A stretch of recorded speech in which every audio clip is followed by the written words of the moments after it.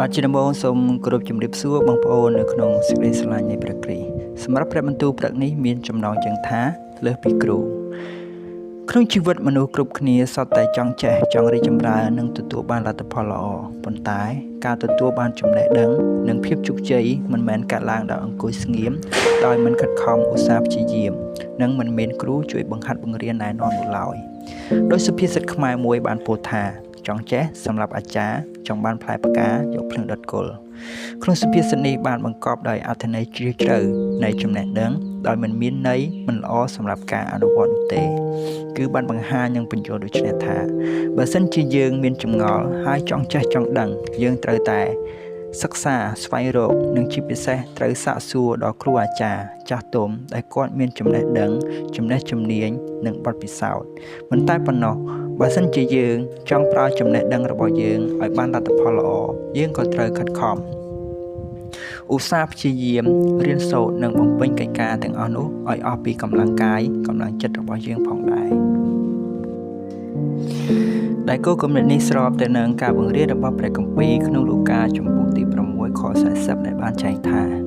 សិស្សមិនមែនលើសជាងគ្រូទេតែអ្នកណាដែលបានគ្រប់លក្ខនោះនឹងបានដូចជាគ្រូដែរអាមែននៅក្នុងព្រះគម្ពីរលូកាជំពូកទី6ខទី39និង40ដែលស្ថិតនៅក្នុងការបង្រៀនរបស់ព្រះយេស៊ូវអំពីប្រាថ្នានិងភាពជាសិស្សនិងគ្រូដោយព្រះយេស៊ូវបានបង្រៀនថាសិស្សមិនអាចលើសជាងគ្រូបានទេប៉ុន្តែកាលណាដែលសិស្សរៀនចប់នោះនឹងបានដូចជាគ្រូរបស់គាត់នឹងអាចមានសមត្ថភាពលើសជាងគ្រូរបស់គាត់ទៅទៀតតែខខាងលើព្រះអង្គបានលើកអំពីប្រាថ្នាអំពីភាពងងឹតនៃមនុស្សខ្វះនិងអ្នកដឹកនាំដោយមនុស្សខ្វះដែលខ្វះសេចក្តីពិតនិងប្រាជ្ញាវាពិតជាមិនអាចទៅរួចនឹងមានគ្រោះថ្នាក់ដូច្នេះហើយបានជាព្រះយេស៊ូវបានបង្រៀនឲ្យសិស្សរបស់ទ្រង់មានចិត្តរៀបទៀបហ៊ានសាកសួរនិងទទួលប្រាជ្ញាដ៏ពិតនិងយល់ព្រមទទួលស្គាល់ថាខ្លួនពិតជាត្រូវការរៀនពីព្រះបន្ទូលនៃព្រះ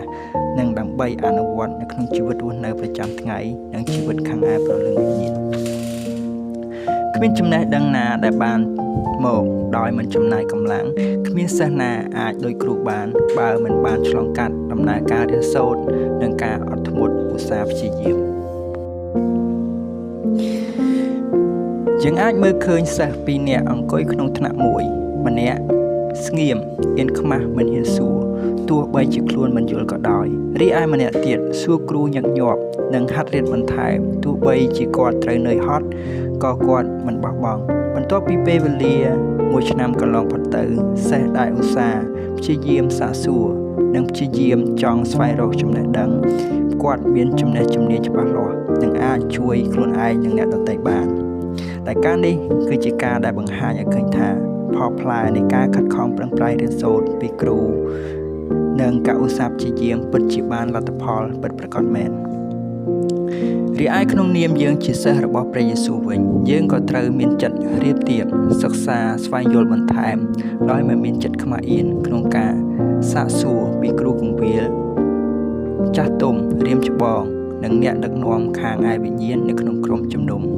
ហើយយើងត្រូវអនុវត្តទៀងផ្ទាត់ជាមួយនឹងព្រះគម្ពីរផងដែរដោយឧស្សាហ៍ព្យាយាមអានព្រះគម្ពីរស្ដាប់ការអធិប្បាយនិងការព្យាយាមអនុវត្តជាក់ស្ដែងទៅតាមព្រះបន្ទូលទោះបីជាមានឧបសគ្គឬទុក្ខលំបាករារាំងក៏ដោយហើយយើងសង្ឃឹមថាថ្ងៃណាមួយយើងនឹងបានរីកចម្រើនឡើងនិងធ្វើការដូចជាអង្គព្រះយេស៊ូវគ្រីស្ទជាគ្រូនៃយើងសម្រាប់សំណួរពិចារណា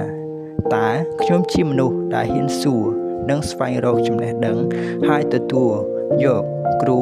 ឬអ្នកណែនាំខាងឯផ្លូវវិញ្ញាណនៅក្នុងក្រុមជំនុំសម្រាប់ជីវិតរបស់ខ្ញុំដែរឬទេបាទសូមអរគុណសូម